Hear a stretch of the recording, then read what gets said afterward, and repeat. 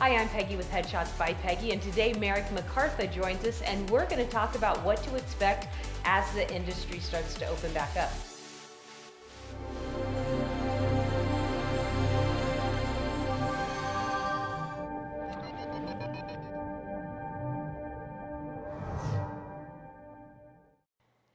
So, you have actually gone back to work a little bit. A little bit, I have. I had the good fortune of working on a network show last week, as well as a SAG low budget series. And I want to talk a little bit about the what's happening with the process now, with the safety precautions and protocols that are Lots of testing. right. Lots of testing. So I'm gonna start tell a little bit about the process, and then you can fill in all the Sure. details that I missed. Okay. So you booked this job back in March. They were going to shoot in March.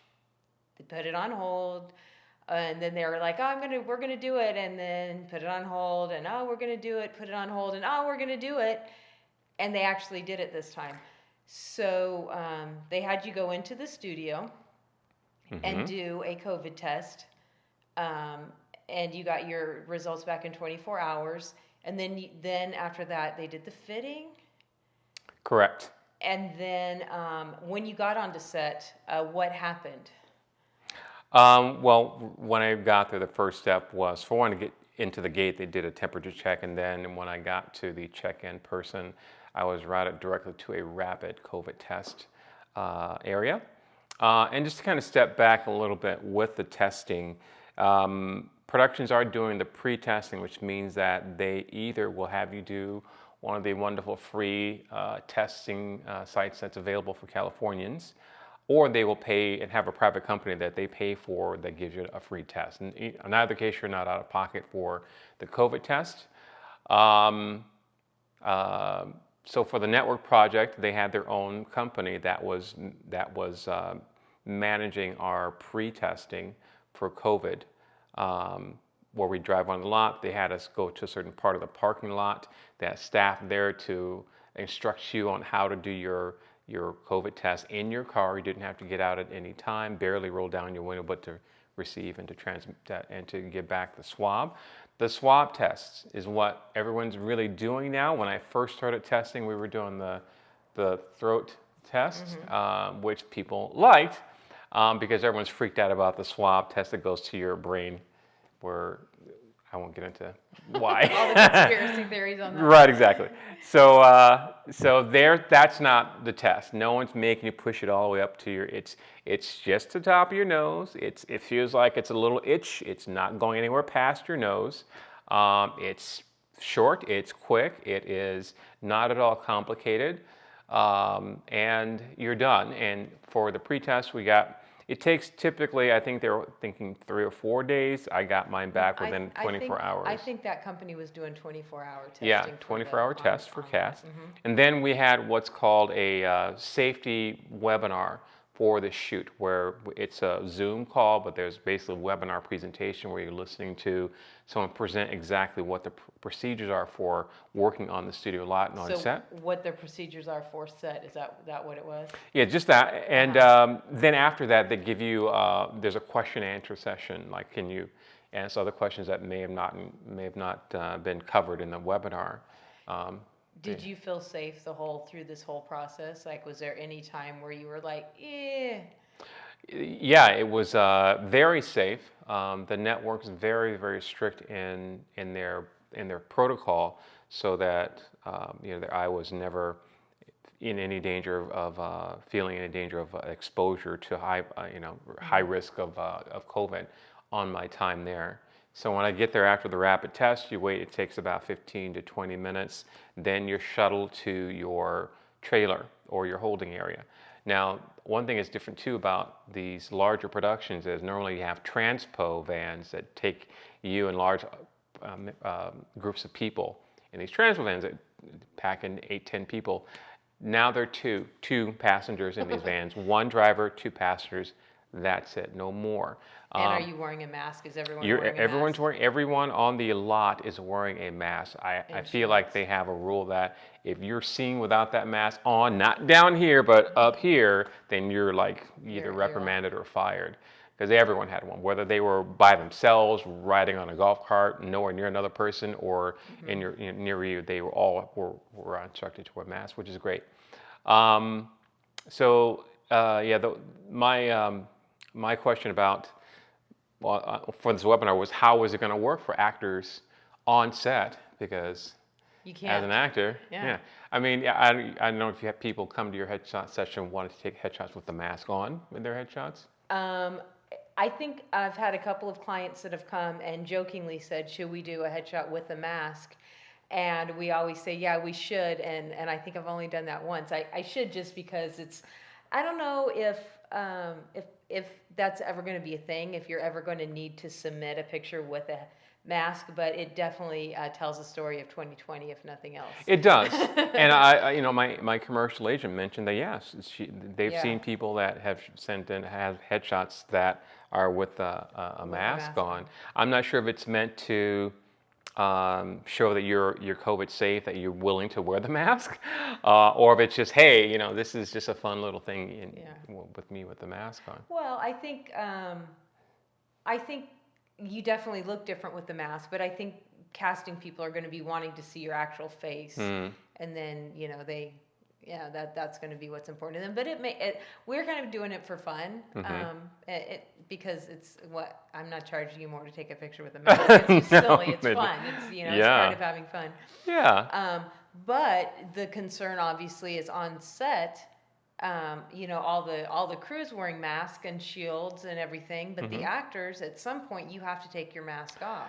Yeah, so But I'm jumping ahead of myself. Go ahead. You were pulling into your trailer. Yeah, so the trailer's there. The trailers are set. Now, normally no one's in your trailer anyway, other than the wardrobe might pop in to drop off your wardrobe before you get there.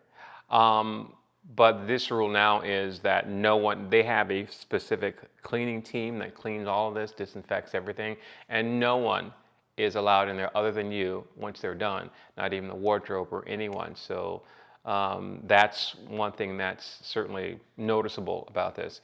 So my wardrobe was waiting for me on a coat rack outside my trailer. I was to take it in and get into my wardrobe that way. And any paperwork that was, again, passed at the door. And again, normally the production people don't come into your trailer anyway, but this is made known to me that this was a strict rule that no one else is allowed in your trailer. And it was waiting in your trailer. You're supposed to wait in your trailer until it's time for you to go to set. Normally on these big sets, we could kind of walk around a little bit, kind of maybe even see if we can have a chance to watch filming for another scene, or just kind of hang out by Crafty, or some other thing that you could do, socialize in some way. None of that. Not my experience. So how does Crafty work? Do they have like water and drinks for you in your trailer? Do they have little snacks? How does...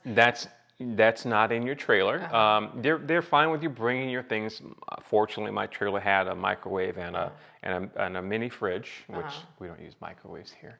Another vlog altogether. Peggy is anti-microwave. Yes, no microwave. So I brought like a drink for me to have in the mini fridge. Was fine.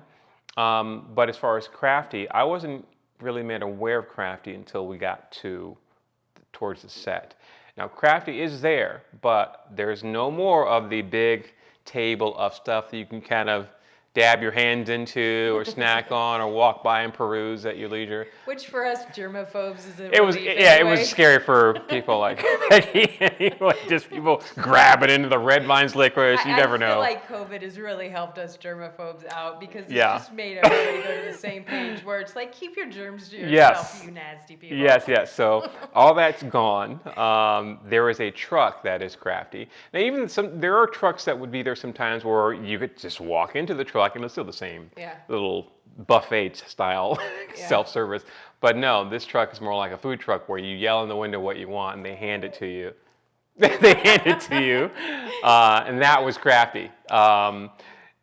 With food, I did stay long enough to get a meal. They text you a menu of the food options, and you pick one, text them back your option, and that was delivered to you, to your set in a prepackaged setup.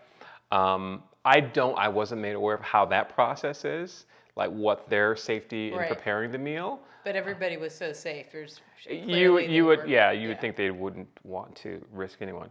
So that's another thing with the meals is the delivery and also I noticed that because of the cross contamination issues, any of you who worked on a set of any good size, everyone's on a walkie, right? They're in the walkie, they're going to channel 2 or whatever, they're talking to each other in real time. That seems to be gone as well. Everything seems to be Wow. on a text through your cell phone. Oh, so everybody's just got everyone else's cell Correct. phone number. Because for a crew, if you're all using walkies, even though usually you're assigned a walkie, sometimes they get misassigned or someone picks up someone else's, or they keep the same set of walkies and another crew person joins the next day. So I think they put that aside for safety and everyone just using their cell phone. Everybody has a cell phone. So Everyone has a cell phone. now you have everyone's number.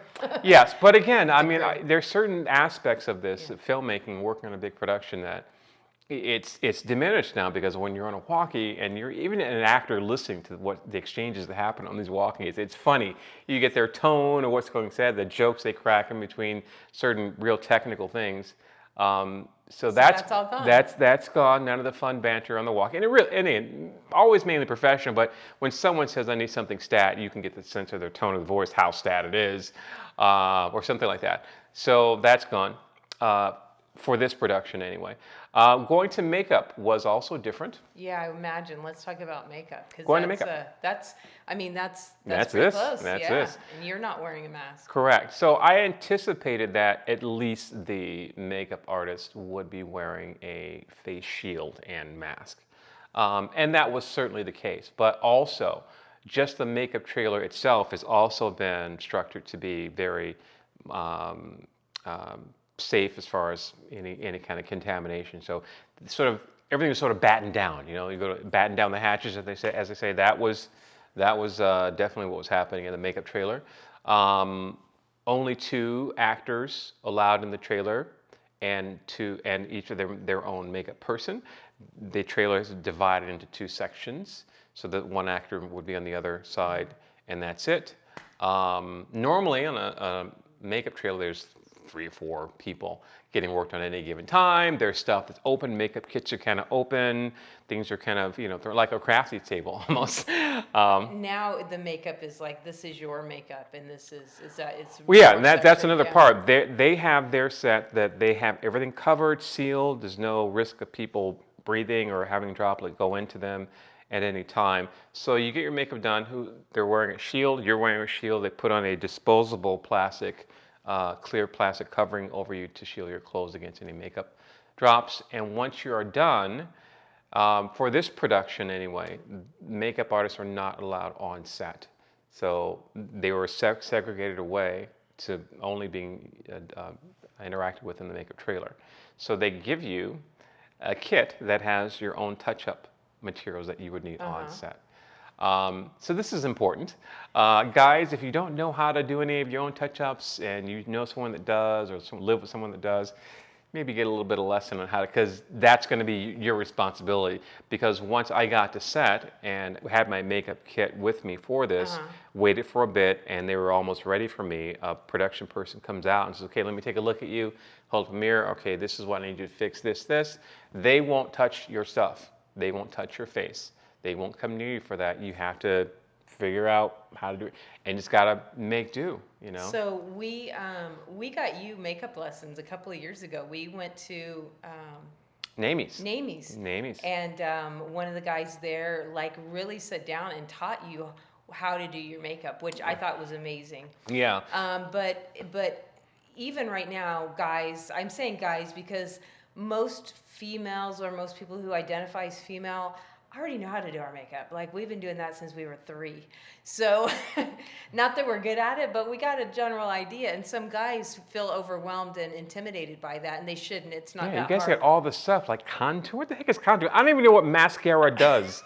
So all that stuff is, you want to be a little bit more educated Yeah, for but yourself. go to Instagram and watch, like, type in hashtag Yeah. makeup tutorials and boom, like, just be educated. You don't have to become a professional makeup No, artist, no, you don't need to but start your own makeup Instagram pages, guys, for this. You can right, just, but be comfortable, or yeah. ask a friend, do a Zoom call with a friend, so you understand a little bit about blending. So if there is a problem, because go back to, you're not wearing a mask on set, you're wearing a shield. Is that at this particular? The actors are to wear a mask when they go into set. Anytime outside of that trailer, you throw your mask on. And then the face shield is as you're getting the proximity of the shooting set. They want the face shield on until you walk actually onto the area that you are shooting. Then you can take your face shield off, leaving your mask on. Face shield goes into a designated area for you. Then you get yourself in place, blocked. And then once it's rehearsed a couple of times, you can probably peel your mask away to kind of get words out clearly so they can see, blah, blah, blah. And then when it's time to shoot, they say, okay, mask down, and you have to shoot your scene. And everybody that wears makeup knows masks leave a mess on your face. So that's why we're saying, you need to be able to do your own touch-ups, because once that mask comes off, there's probably touch-ups that need to be done. And also the shield too, because it could kind of mess up your forehead a little bit, even your hair. So you have to be prepared a little bit more hands-on yourself versus like being the pampered, like, oh, come fix me. You have to be a little bit more prepared to take care of yourself. Yeah, I mean, yeah. But they'll tell you, hey, no, you need to. They should tell you. They should. They don't always. I've been on many. The reason I got into trying to figure out how to do my own stuff is because I've been on sets where, because I have uneven skin tones, either the person wasn't experienced at it, or they just didn't care. And I look back. Yeah, well, we've heard from several makeup artists that they don't teach how to do makeup on dark-skinned people as much as they do light-skinned. So if you have dark skin, you should already know this anyway, because you're not being taken care of the way you should be most of the time, probably. Correct. Yeah, it's less and less with more network Yeah. studio level stuff, but on the independent level, that's what we see a lot of too. So just, kind of be, so that's one of the main things I want you to take away from this is be prepared to do your own touch-ups for your makeup, men and women, please, because that is more likely going to be your situation. As far as the face shield, I want to cover this real quick too.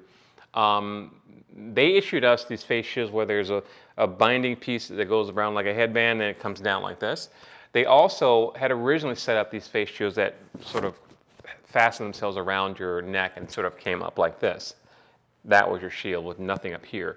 So the danger with that is, and we were cautioned about this by another medical professional, that droplets kind of go in an arc. They may in an arc. So if you've got a thing like this on your face, you're creating like a little scooper or bucket for it to go in. So if that's offered to you, if you're comfortable with that, for whatever reason, the way you're going to be positioned, but just realize that, even though this might mess your hair up what you think, this is probably going to be your safer shield, is the one that comes around like a headband and comes down for you.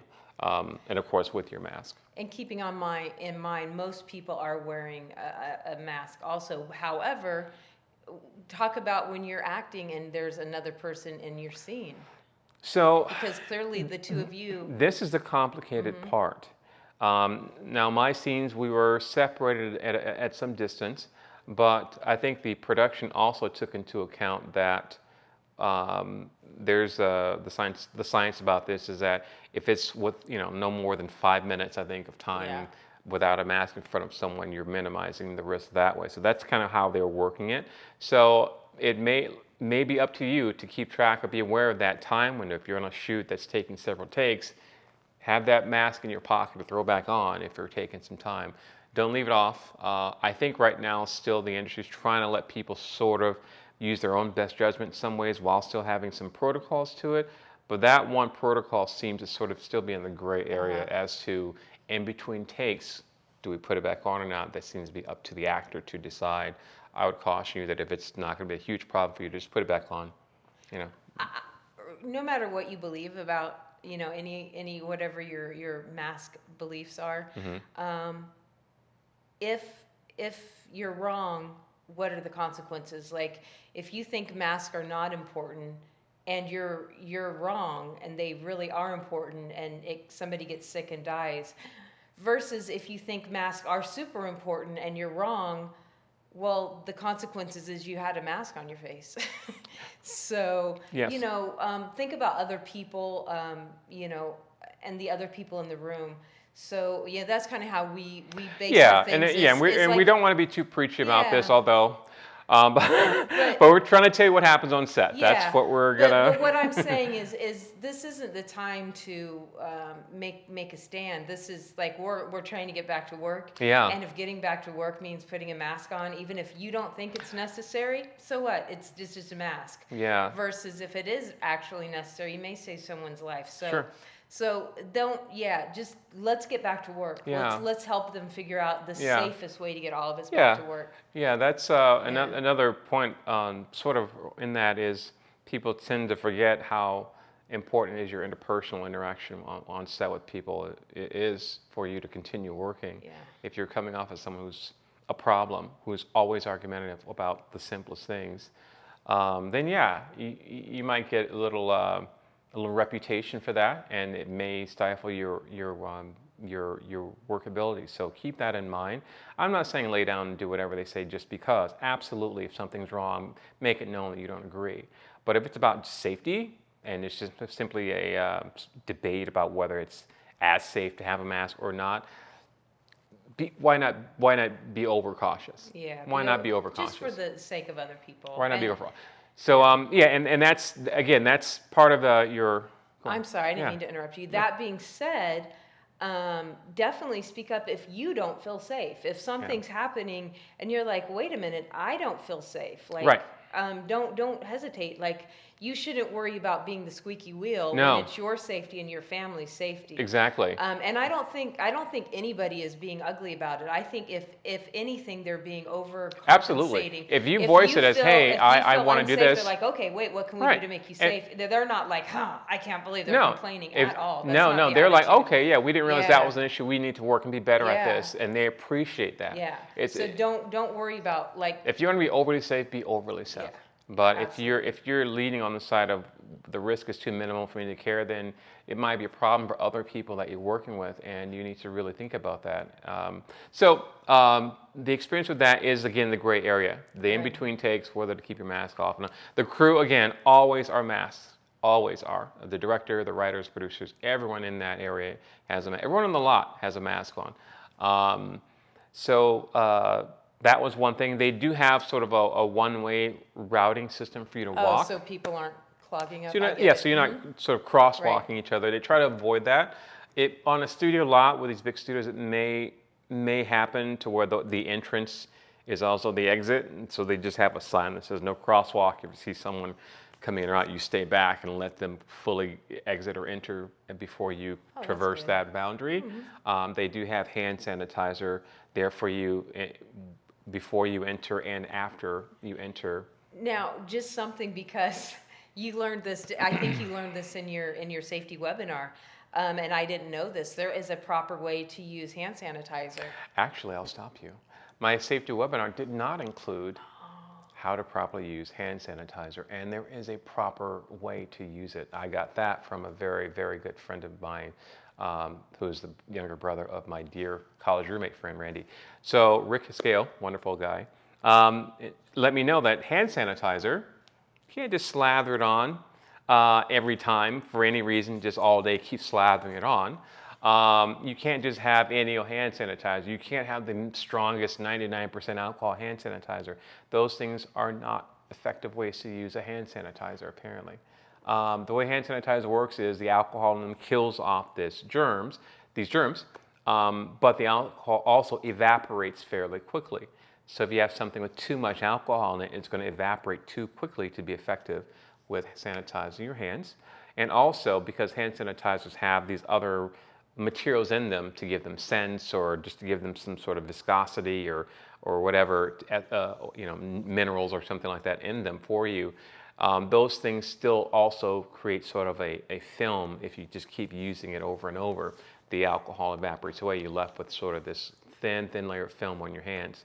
So If you keep doing that without washing them, then any contaminant that does come in contact with the film that's left over, and then you do it again, and there's still more on there, you're not creating this. This film is now a protective barrier for the bacteria. So the rule is to don't use a hand sanitizer more than 3 times without washing your hands with soap and water.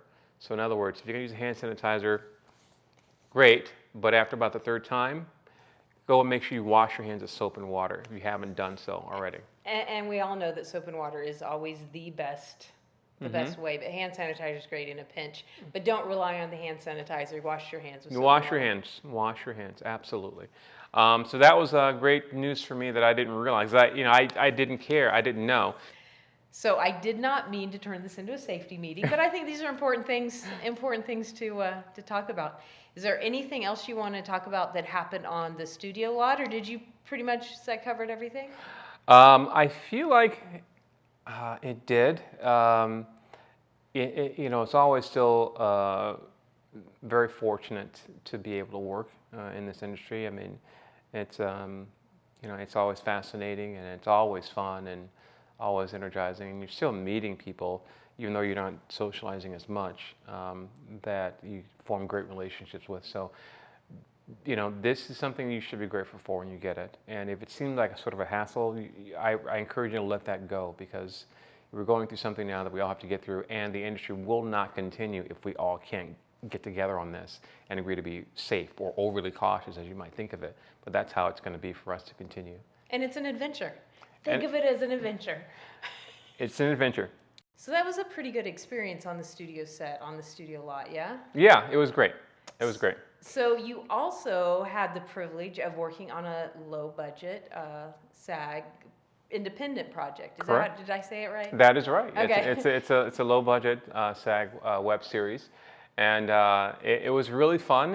Again, a different thing, because one of the things people worried about when this started to happen is how are lower budget projects going to handle the cost needed to have some type of safety protocol, safety staff on set with them. And this one did. I mean, it was not as elaborate as the network, but they did have a safety staff there. They did have us go and get pre-tested.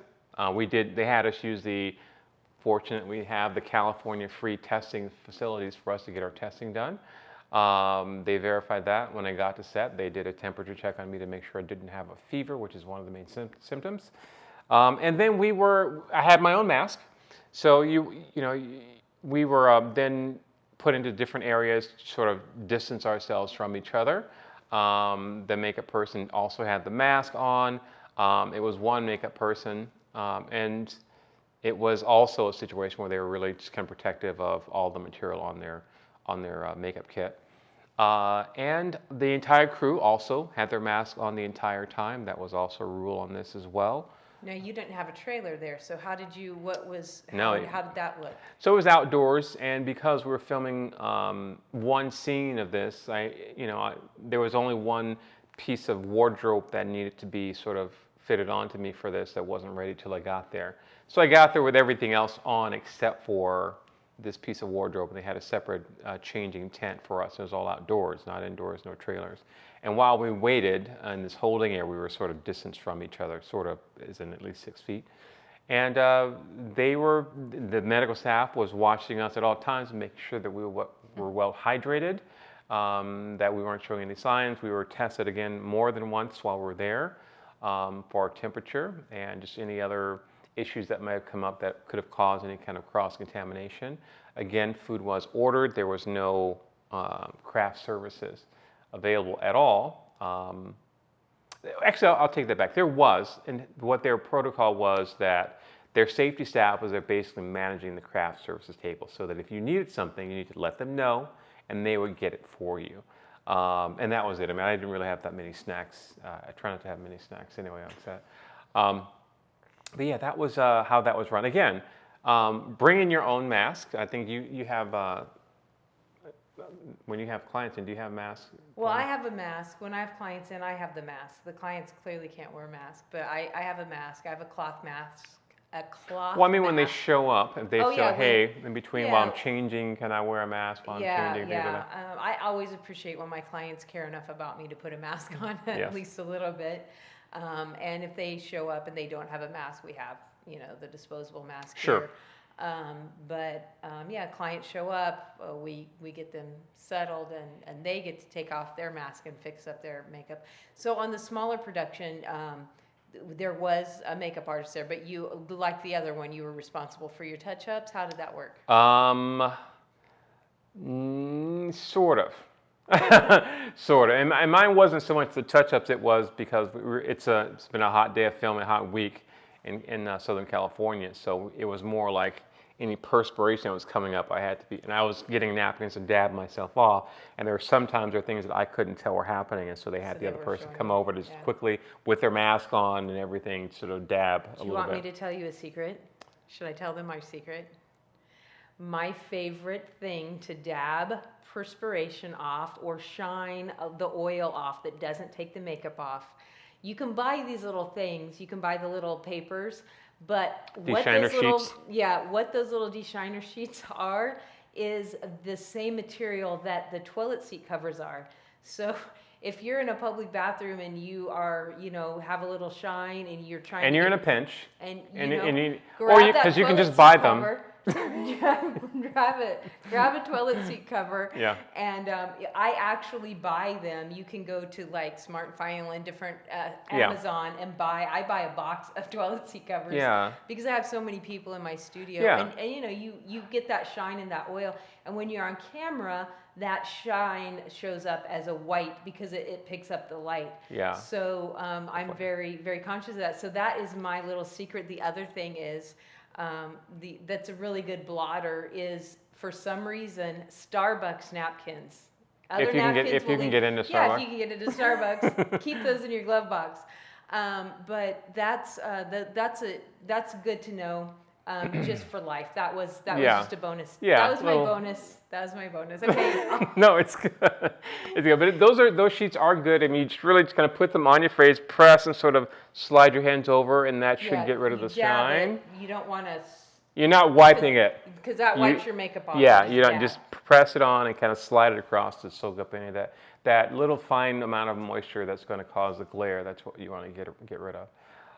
But yeah. And filming outside in California this week or last week or the week before has, Yeah. I'm sure, its own challenges. Exactly. Unfortunately, this was in a studio. It was just still hot. It was Yeah. still really, really. So they filmed inside, but they kind of kept you outside as far as did The they holding have area. fans? The holding area was like a tent outside. Wow. Not even that. It was Wow. just outside.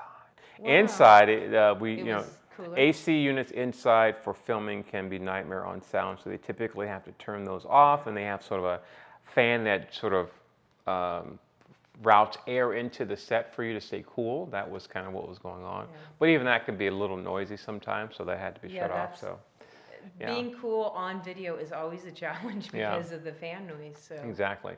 wow, So yeah. that's good to know. And again, if we haven't mentioned it again, the crew was all about being safe, and the actors were trying to be safe. They kind of left it up to us.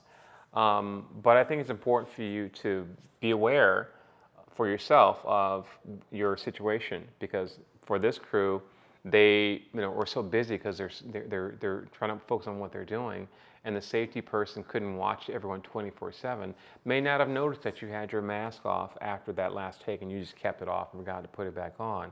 So you need to be kind of aware of yourself too, and get in that habit of making sure they're keeping yourself safe. And realize, because I know actors can get really focused on their job and they don't realize what the crew's doing.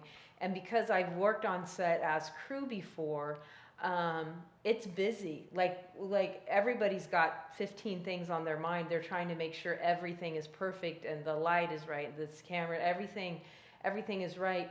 And so, they are watching to keep you safe, but they're busy too. So make sure that you are being responsible for yourself. Yeah. And again, don't be afraid to speak up if you're like, hey, I'm uncomfortable with this. I don't feel safe, that's fine. But aside from that, just realize that everybody wants to get back to work. Yes. Everybody. Right. So we're all trying to be as safe and Yeah. If you feel unsafe yeah. in any way, if it's unsafe for you, then absolutely speak up. Because they don't know your family situation. They don't know who you're coming home to. So, you have to be responsible for your safety and your family. Absolutely. I didn't mean to interrupt you. And no, it's okay. I was going to say these sets in both areas that I worked were all about erring on the side of caution, overly safe. Whether you think a mask is overly safe, that's fine. That's where we're leaning. So do that. On the flip side, if you feel something is unsafe, it's not a problem for you. It's not a problem for you to say, hey, I don't like this distancing situation. I'd rather have my mask on for this.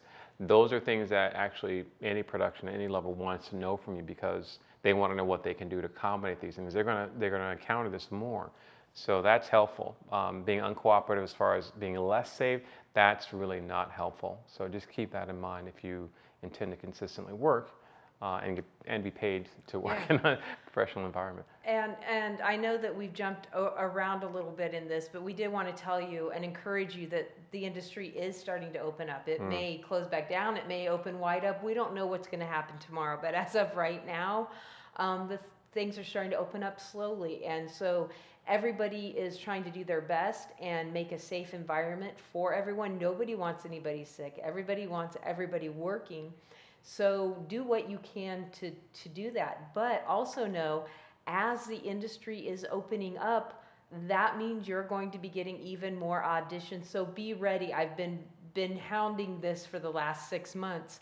Be ready to do self-tapes. Actually, more than 6 months. Before COVID-19, before the shutdown, I've always said every single day you should get in front of that camera and know what you look like on camera.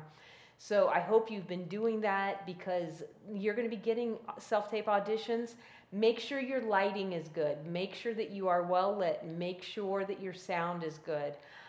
Those are the main thing. Make sure there's nothing distracting in the background that's, you want to be able, the casting director wants to be able to focus on you. They want a nice, clean audition that they can pass on to their client and, they can show off, so. Exactly, yeah. With the industry opening back up, one thing I've done and a lot of people have done too is to, if you haven't gotten an updated headshot on your casting profiles, this is a good time, especially if you look different. But in any case, I think with the industry opening back up, with this rush of auditions that are sure to come for us, it may not be a bad idea that if you've been seen by tons of casting people, they know what your headshot looks like already, to give them something a little different, to maybe just kind of give a little tweak to their eye for you, just to kind of bring a little attention back to you because they know what you can do in the audition room. But maybe they want to seeing you in a new light or a different light may kind of spark a little idea for them for casting. So, these are things to try also. With your self-tapes, we're talking about self-tapes, and one thing I see a lot of in a lot of different, I had the ability to watch self-tapes from different actors from all over. And the one thing I see a lot of is when people that don't have someone that's wonderful to read with them in their self-tapes, they have to have someone that does it through Zoom or FaceTime or something like that. The sound for the reader is low or unintelligible. Not just that you can't hear them, but you can't really understand what they're saying.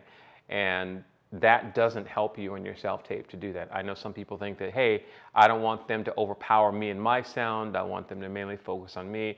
Yeah, that's great, but the acting they're focusing on, they want to know what you're reacting to, what was said, what look did they possibly give you. These are things that are clues for them to kind of tell how you're going to act on set. So let your reader's voice be clear and loud that they can be heard. Doesn't have to overpower you, but they just need to be heard and intelligible for someone so they can see what you're reacting to. That's part of acting as well. Yes, absolutely. And the other thing I wanted to make sure I said, you were talking about new headshots. Yeah. Remember, the casting directors can see when you last uploaded a headshot. So by uploading a new headshot, even if it's one you've currently had, you just haven't used as much, by the act of uploading a new headshot, it lets them know, okay, they're still in the game.